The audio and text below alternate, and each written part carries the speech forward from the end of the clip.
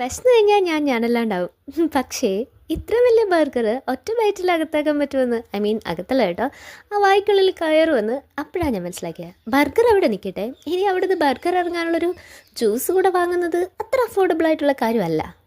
അതുകൊണ്ട് തന്നെ നമ്മൾ സ്ഥിരം പോകാറുള്ള നമ്മുടെ 30 രൂപ 40 രൂപ ഷേക്ക് കട ഉണ്ടല്ലോ, പോലീസ് എയ്ഡ് പോസ്റ്റിൻ്റെ തൊട്ടപ്പുറത്ത് പ്രൈവറ്റ് സ്റ്റാൻഡിലുള്ള, അവിടെ പോയി 2 നാരങ്ങ വെള്ളം അടിക്കാമെന്ന് വിചാരിച്ചു. പിന്നെ ഒന്നും നോക്കിയില്ല, വണ്ടി എടുത്ത് നേരെ അങ്ങോട്ട്.